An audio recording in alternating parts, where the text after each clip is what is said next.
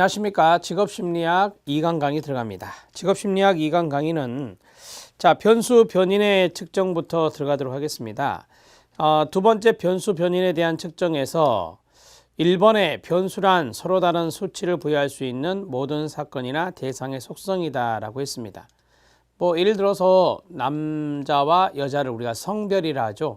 이러한 성별은 수치화할 수 있습니다. 남자 1번, 여자 2번 이러한 것들을 우리가 변수다 이렇게 말할 수 있고요. 변인이라고도 합니다. 그 다음에 2번에 보니까 척도 수치를 체계적으로 할당하는 데 필요한 측정 도구이다.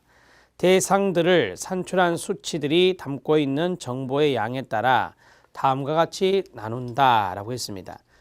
양가로 2번에 별표 하나 쳐주세요. 2차에 잘 나옵니다. 실기에 잘 나오죠.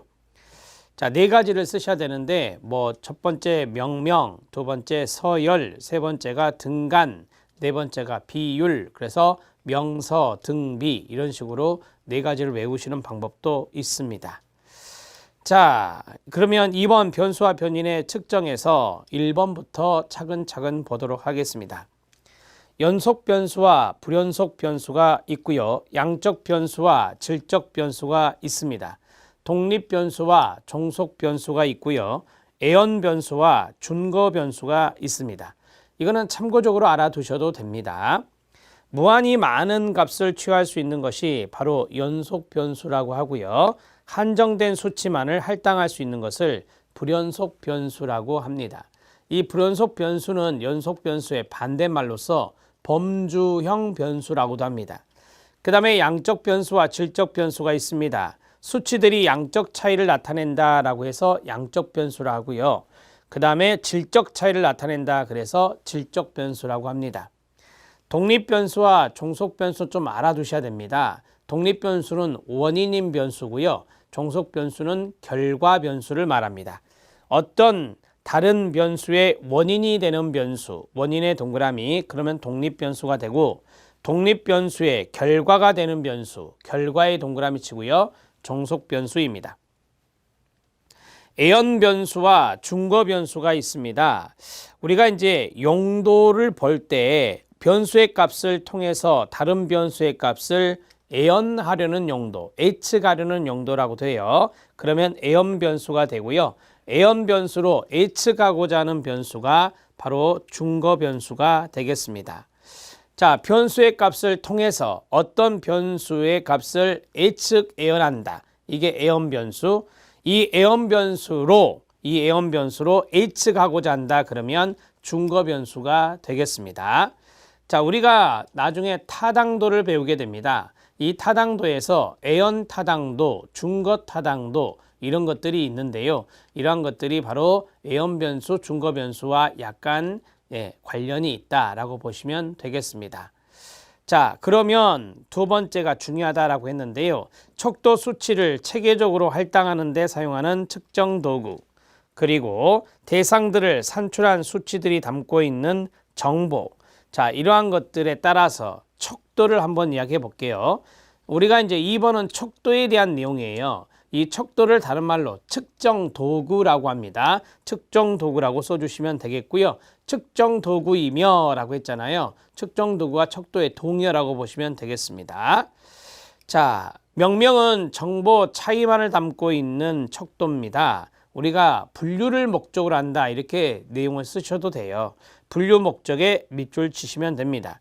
서열 척도는 순위 척도라고도 하는데요. 상대적 크기, 순위 관계에 관한 정보도 담고 있습니다. 크기, 동그라미, 순위에 동그라미 치면 됩니다.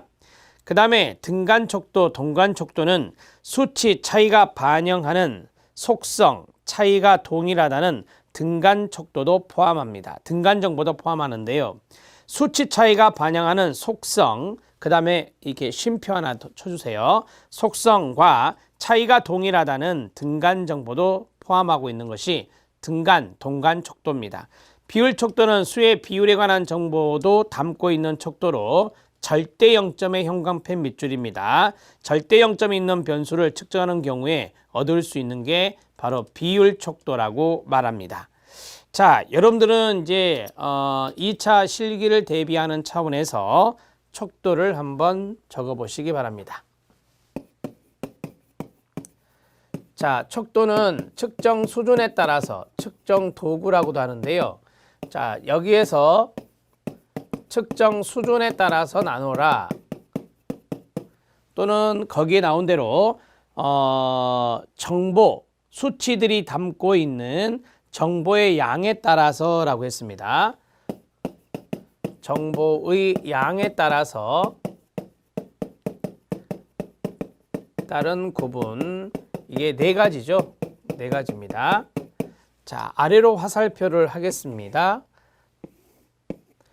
아래로 갈수록 측정 수준이 높습니다. 아래로 갈수록 측정 수준이 높고요.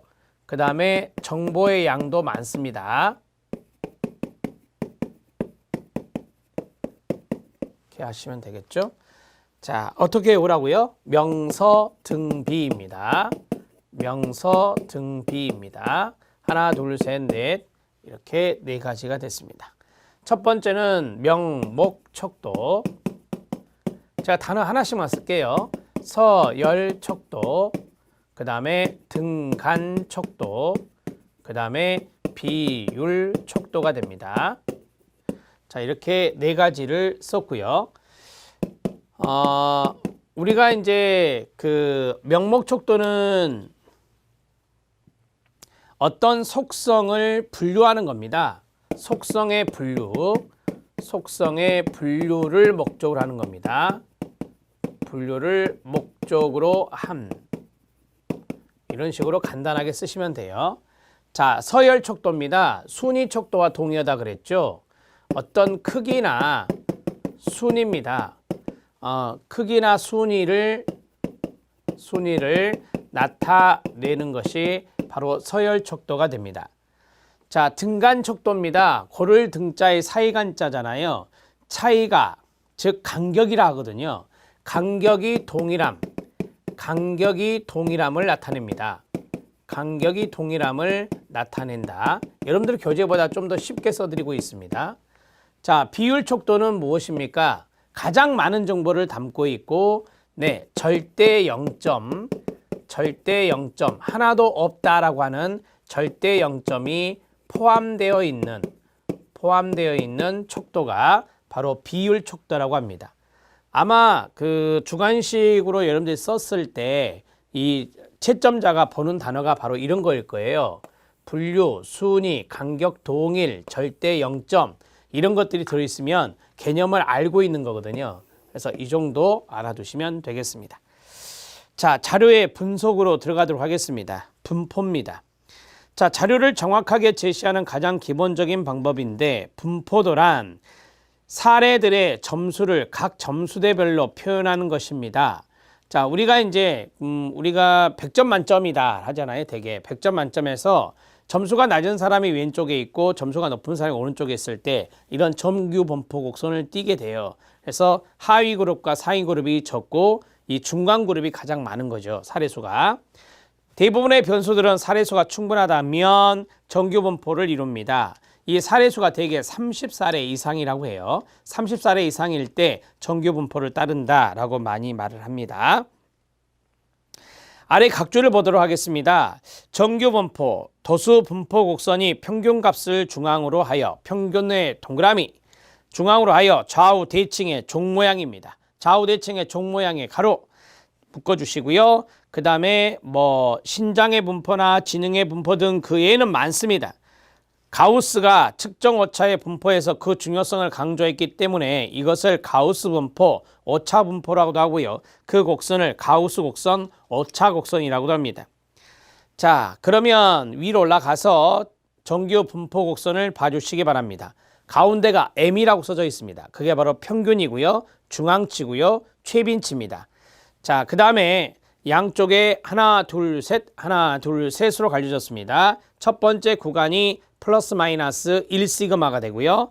그 다음에 그 M, 중간에 M에서 더해지거나 M에서 빼지잖아요. 그래서 M 플러스 M 마이너스 1시그마가 됩니다. 두 번째는 해보세요.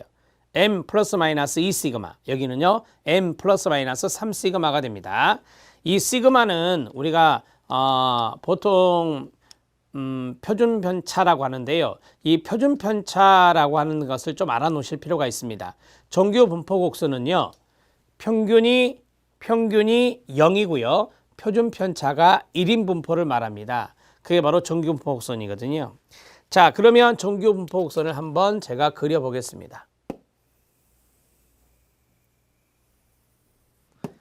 자, 이렇게 돼 있을 때 여기가 이제 가장 꼭지점이 되겠죠. 여기가 가장 꼭지점이 되는데 이쪽으로 내려오는 이 부분 딱 정중앙에 있다 그래서 중앙치라고 해요. 중위수라고도 하고요. 중위값이라고도 합니다. 자, 그 다음에 여기는 평균입니다. 그 다음에 여기는 가장 많은 빈도수가 있다 그래서 최빈값, 최빈치라고 합니다. 자, 이게 모두 다 같아요. 이게 모두 다 같는데 바로 이 평균이 바로 0이다 라고 말씀드렸죠. 그 다음에 첫 번째 구간, 그 다음에 두 번째 구간, 그 다음에 세 번째 구간이 있다. 이렇게요. 자, 우리가 여기를 0으로 잡았잖아요. 0이고 첫 번째 구간 여기가 전체 사례수의 68%가 있다라고 해요. 두 번째 구간이 여기죠. 두 번째 구간 여기는 전체 사례수의 95%가 있다 해요. 세 번째 구간이 여기죠. 세 번째 구간은 전체 사례수의 99%가 있다 그래요. 자, 이렇게 해서 그 구간에 거기 나오죠. 68.3%, 95.5%, 99.7%가 있잖아요. 이런 것들이 전체에서 100%에서 전체의 사례수를 말합니다. 전체 분포가 이렇게 돼 있다라고 하는 것이고요. 자, 여기에 보면은 m이 가운데가 m이니까 m-시그마, m-2시그마, m-3시그마. 여기는요. m 플러스 시그마, m-2시그마, m-3시그마죠. 플러스 m 플러스 1시그마, m 플러스 2시그마, m 플러스 3시그마가 됩니다. 표준 편차를 시그마라 하는데 이것이 바로 이제 1이다 이렇게 말했죠. 그래서 평균이 0이고 표준 편차가 1인 분포가 바로 정규 분포가 되고요. 사례수를 n으로 하거든요. n이 30사례 이상이면은 정규 분포를 따른다라고 하고, 그 다음에 정규 분포 곡선은 바로 좌우 대칭이죠. 좌우 대칭의 종 모양이다. 이렇게 정리할 수 있겠습니다. 자, 이 정도 정리해 놓고 밑에를 보시면 돼요. 심화학습을 보면 표준화를 위해 수집된 자료가 정규 분포에서 벗어나는 것을 해결하기 위한 방법이 세 가지가 있다. 그러니까 정규 분포 곡선이 이렇게 생겼는데 이 정규 분포 곡선에서 벗어나지 않도록 해결하는 방법. 정규 분포 벗어나지 않도록 해결하는 방법 세 가지. 이것도 실기에서 잘 나왔는데요. 해결 방법 세 가지를 보겠습니다. 자, 첫 번째가 뭐죠? 완곡화하는 겁니다. 첫 번째가 완곡화하는 겁니다. 곡선의 모양을 완곡화하는 방법이 있습니다. 자, 되게 이제 이렇게 위로 뼈 쪽 올라갈 수도 있잖아요. 그럴 때는 완곡화를 시켜야 되겠죠. 정상 분포의 모양을 갖추도록 점수를 보태거나 빼주는 방법입니다. 이는 정상 분포와 비슷하게 나왔을 때만 사용할 수가 있을 겁니다. 자, 여기에서 점수를 더하거나 뺀다라고 했습니다. 점수를 더하거나 빼는 방법이 된다. 이렇게 정리하시면 되고요. 자, 두 번째는 절미법입니다. 편포의 꼬리를 자르는 건데요. 자, 예를 들어서 이쪽으로 한쪽으로 치우친다. 예를 들어서 이렇게 있을 때 이런 식으로 될 수 있잖아요. 이런 식으로 돼 있을 때는 우리가 꼬리를 자를 필요가 있다. 편포라고 이거를 편포에 정적 편포가 있고 부적 편포가 있는데 편포의 꼬리를 잘라내는 방법. 이는 꼬리가 작을 때만 쓸 수가 있습니다.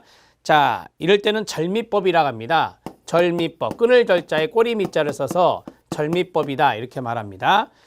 꼬리를 자르는 방법이라고 하는데 거기 뒤에 보면 꼬리가 작을 때만 쓸 수 있다. 꼬리가 작을 때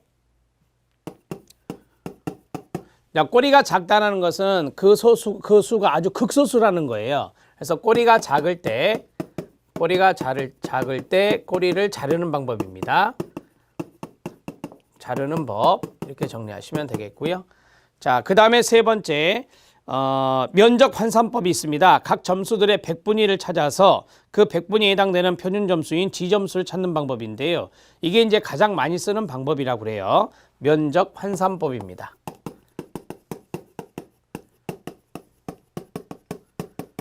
자, 면적 환산법에서 지점수, 이게 표준 점수거든요. 그래서 이 표준 점수인 지점수를 찾는다라고 했습니다. 백분위를 찾아서 백분위에 해당되는 표준 점수, 백분위에 해당하는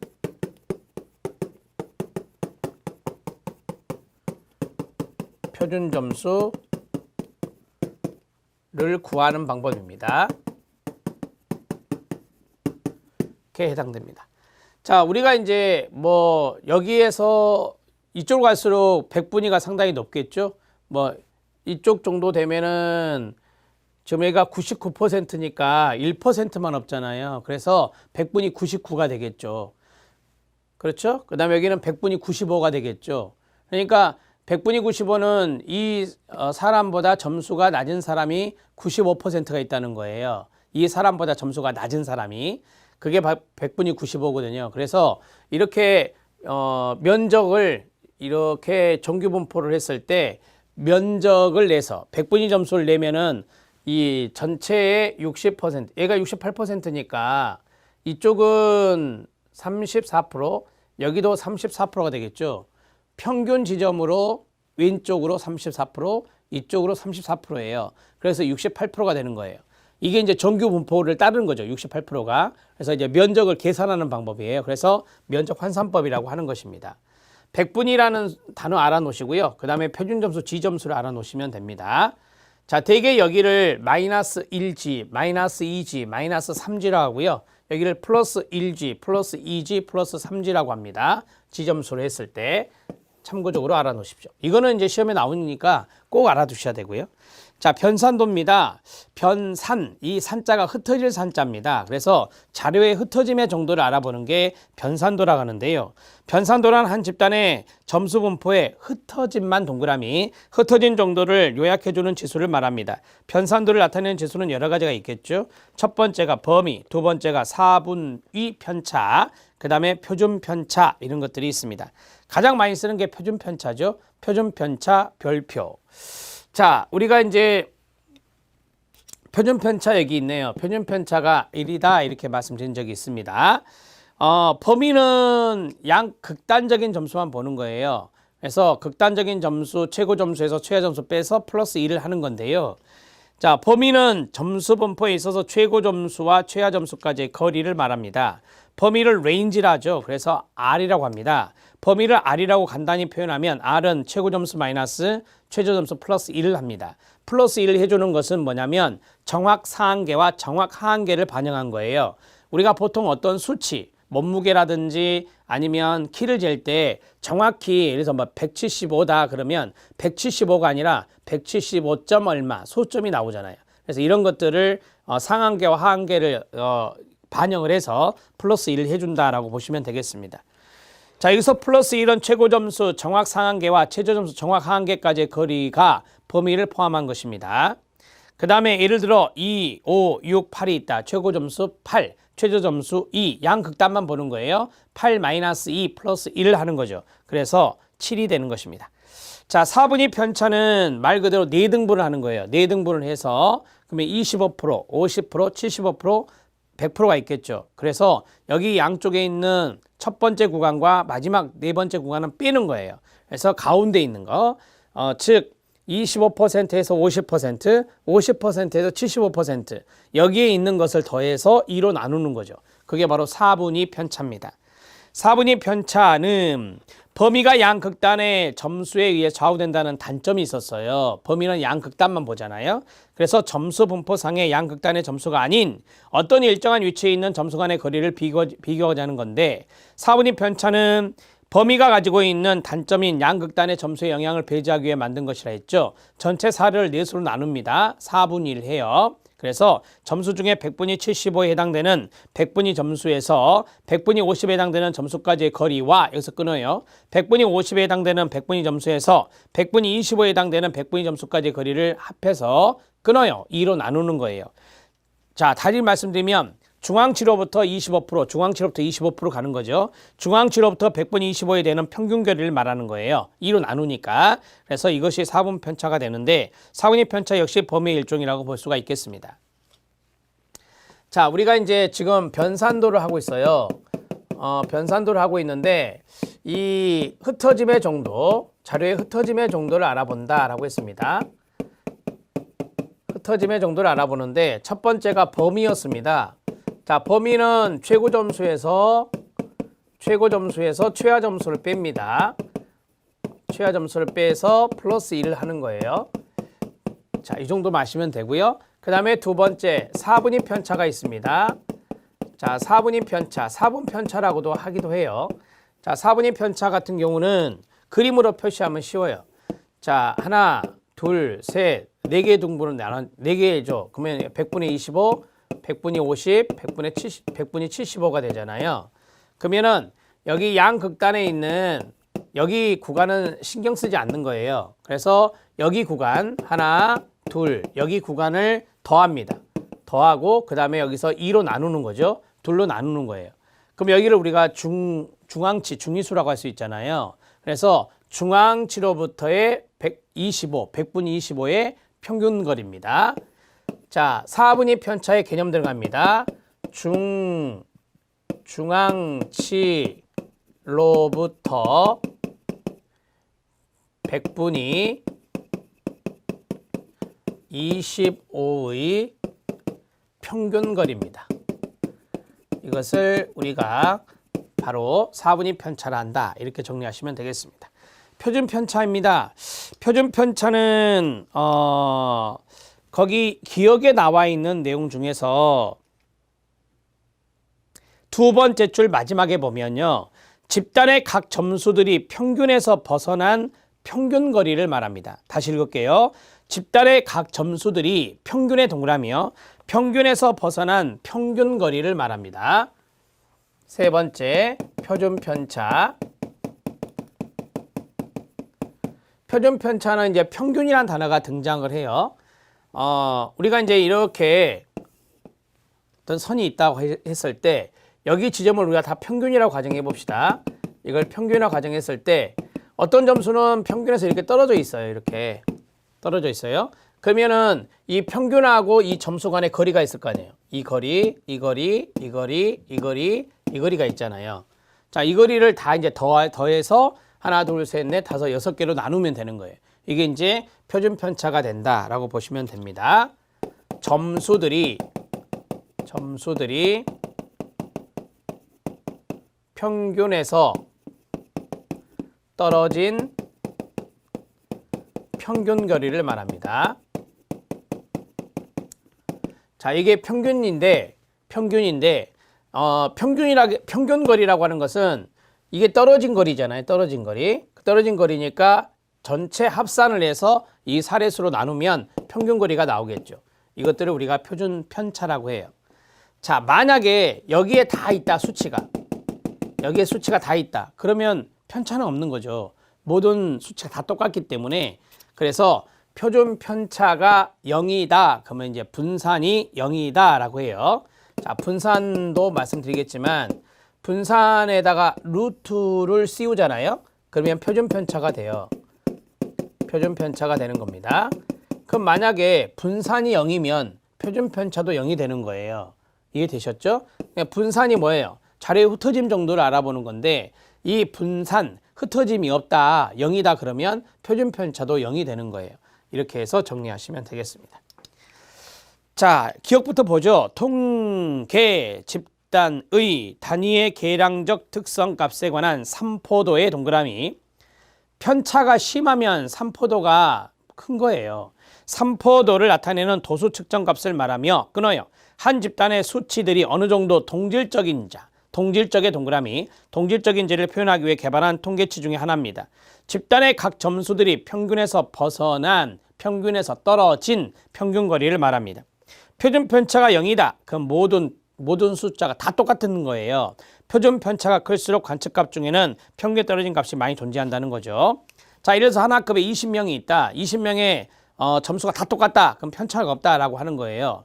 그런데 예를 들어서 편차가 크다. 편차가 크다는 것은 평균에서 떨어진 학생들의 점수가 많다라고 하는 거죠. 자, 표준 편차는 관측값의 3포의 정도를 나타낸다. 흩어질 산자가 보이죠? 자, 3포의 정도에 밑줄 치면 됩니다.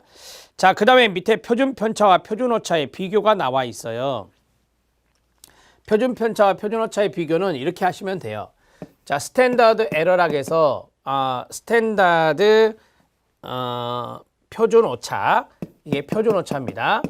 표준 오차라고 하고요. 자, 이퀄, 자, 루트 표본 크기, 자, 루트 표본 크기분의 그 다음에 표준 편차가 됩니다. 그러니까 표준 편차를 표본 크기의 양의 제곱근으로 나누는 거죠. 그게 바로 표준 오차다. 이렇게 정리하시면 되고요. 자, 그러면 SE하고 이거를 우리가 시그마라 했었잖아요. 시그마하고 비교할 때 어떤 게 더 클까요? 이게 더 크겠죠. 이거는 이걸로 나눠버렸으니까 시그마가 더 크다라고 말할 수 있습니다. 어찌 됐든 간에 표준 편차가 분자했기 때문에 표준 편차가 크면 표준 오차도 커지게 되는 겁니다. 이렇게 정리하시면 되겠습니다. 간단하게 보겠습니다. 표준 편차는 피어슨에 의해서 1893년 소개된 통계량입니다. 각각의 데이터가 평균에서 얼마만큼 차이를 가지느냐, 그걸 나타내는 건데, 분산의 양의 제곱근, 제가 분산의 루트 씌우면 표준 편차라고 말씀드렸죠. 반면에 표준 오차는 추정 양의 정도를 나타내는 측도로서 표준 편차를 표본 크기 양의 제곱근으로 나눈 겁니다. 저게 공식이에요. 표본 추출을 여러 번 했을 때 각 표본들의 평균이 전체 모집단이라고 하죠. 평균과 얼마만큼 차이를 보이는가를 알려주는 통계량이라고 말합니다. 만약 모집단의 표준 편차를 알고 있다면 이것을 사용해서 표준 오차를 구할 수가 있겠죠. 그 다음에 이때 표준 오차는 표준 편차보다 항상 작습니다. 말씀드렸잖아요. 그 이유는요, 표준 오차를 구할 때 표준 편차를 표본 크기의 양의 제곱근으로 나눠주기 때문에 표준 오차는 표준 편차보다 항상 작게 되는 겁니다. 저렇게 써드렸습니다.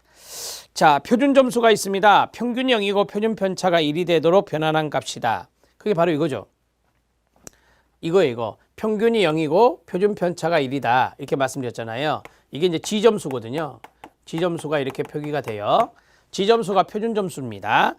자, 평균이 0이고 표준 편차가 1이대로 변환한 점수로서 원점수에서 평균을 뺀 후 표준 편차로 나눈 값을 말합니다. 서로 다른 체계로 특정한 점수들을 동일한 조건에서 비교가 가능하게 되는 것이 표준 점수인데요. 자, 우리가 표준 점수 할 때 자, 지점수를 내는 공식이 있어요. 지점수를 내는 공식이 이제 금방 말씀드린 거. 거기에 보면 원점수에서 평균을 빼고 그 다음에 표준 편차로 나눈다라고 했잖아요. 그러면 표준 편차분의 원점수에서 평균을 빼는 거예요. 원점수에서 평균을 빼는 겁니다. 이러다 보면 뭐 마이너스 숫자도 나오겠고 그러겠죠? 뭐 여기에 만약에 평균이 더 크다면 원점수가 작고 마이너스가 나오기도 하고 소수점이 나오기도 하고 그러겠죠. 그래서 지점수를 많이 이용하진 않아요. 지점수는 평균이 0이고 표준 편차가 1이에요. 표준 편차가 1이다. 이렇게 정리하는 1인 표준 점수를 말해요. 그게 바로 지점수다. 이렇게 정리할 수 있고요. 자, 예를 하나 들어보겠습니다. 예를 들어서 영어 점수가 있다. 영어 점수가 있는데 어떤 학급에서 영어 점수의 평균이 70점이었습니다. 70점. 그런데 김아무개의 영어 점수는 80점입니다. 그리고 그 학급에 영어의 표준 편차를 봤어요. 영어의 표준 편차를 보니까 5였다. 예를 들어서 5였다.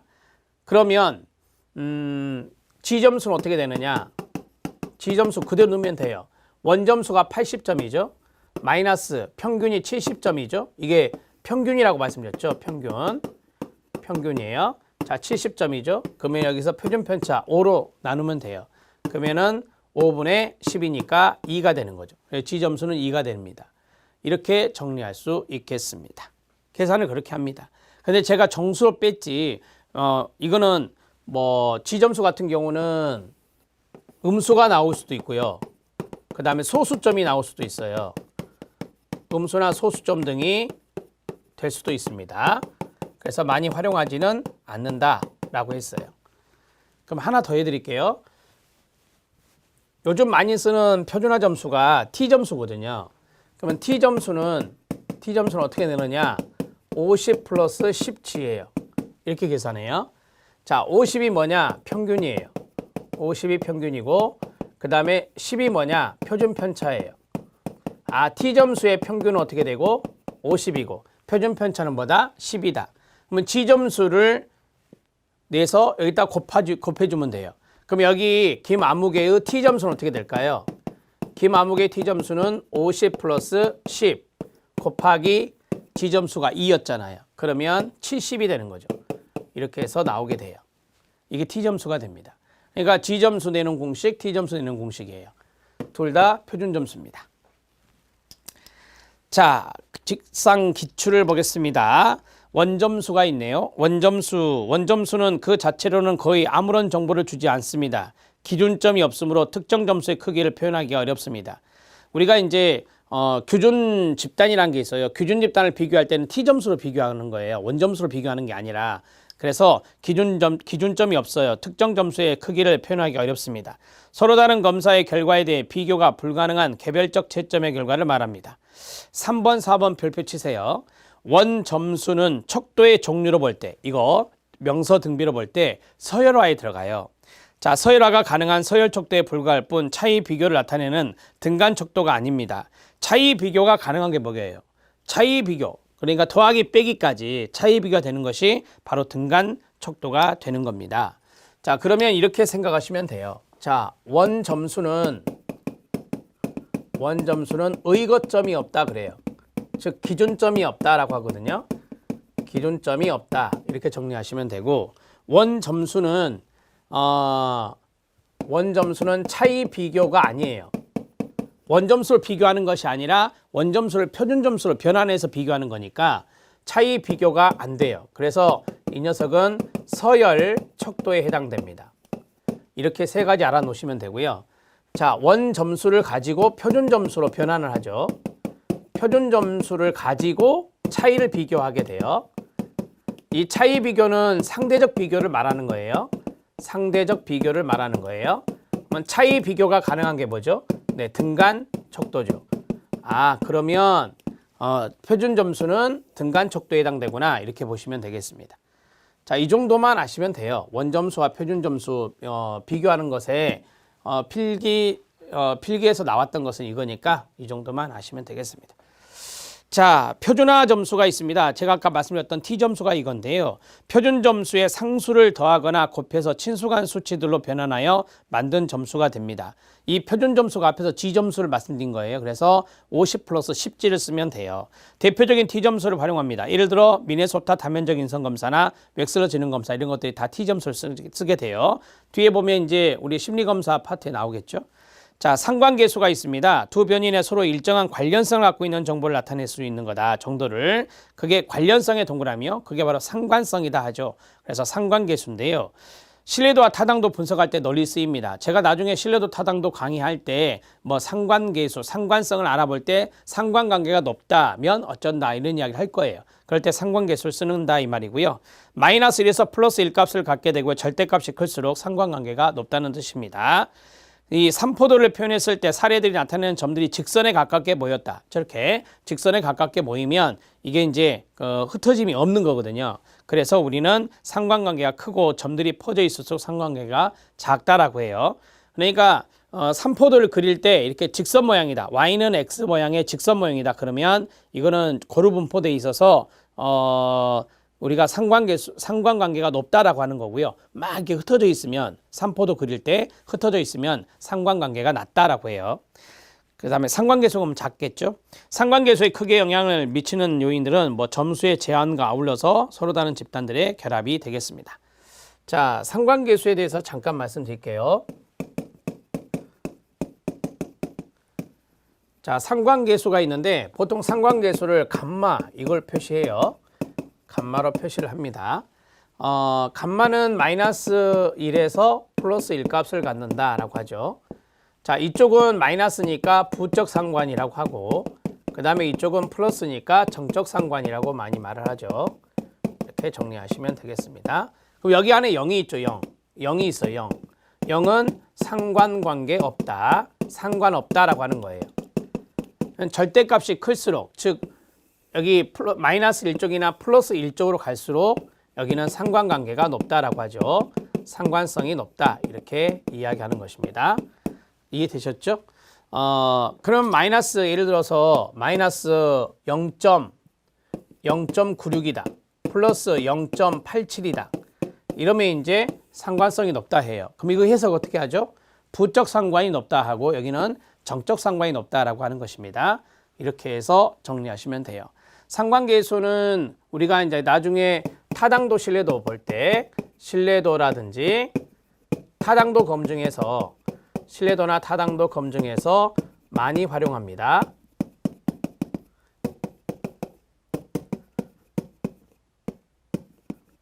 이 정도만 알아놓으시면 되겠습니다. 자, 밑에 이제 시험에 나왔던 거 한번 보죠. 1차에 나왔던 거 보시죠. 결정계수. 결정계수인데 우리가 상관계수는 결정계수 비교가 가능합니다. 결정계수란 크기가 다른 여러 상관계수를 비교가 될 때 바로 이제 별량을 가지고 비교하는 것으로서 우리가 상관계수 R제곱, R로 해요. R제곱이라는데 이 별량을 상관계수 R제곱에 의해서 구할 수 있다라고 해요. 그래서 결정계수 이퀄 상관계수인 R의 제곱을 한다라고 보시면 됩니다. 자, 결정계수다. 결정계수는 R제곱으로 표시한다 이거예요. 그러면 여기서 R은 뭐냐? 여기서 R은 바로 상관계수다라고 해요. 이제 시험 문제에서 상관계수를 가르쳐 주면 여기에서 이제 제곱을 하면 됩니다. 그러면 그게 별량이 돼서 그 별량만큼 설명력이 있는 거죠. 제가 이제 뭐라 했죠? 설명력을 말하는 거예요. 결정계수는 설명력이 있다라고 보시면 됩니다. 그러면 상관계수가 크면 클수록 설명력은 높아지게 되는 거예요. 자, 보겠습니다. 단순 선형 회귀 분석의 경우 상관계수를 제곱한 값이 바로 결정계수가 된다 말씀드렸죠. 자, 3번 별표. 3번이 이제 출제된 건데요. 지능검사 점수와 학교 성적 간의 상관계수입니다. 자, 지능 지수가 있어요. IQ가 있고 그 다음에 학교 성적입니다. 이 두 가지의 상관성을 봤어요. 상관성을 봤는데 상관계수가 보니까 0.3이죠. 0.3. 마이너스 1에서 플러스 1에 0.3이면 낮은 편이에요. 높은 편은 아니죠. 자, 그럼 여기에서 제곱을 해요. 0.3에 제곱을 하면 0.09, 100분의 9니까 9%가 되는 거예요. 이 9%가 바로 뭐냐? 설명력이다 이 말입니다. 이 두 가지, 그러니까 지능지수 거기 나올 거예요. 지능검사 점수로 학교 성적의 9% 정도를 뭐 할 수 있다? 예언할 수 있다라고 하는 거예요.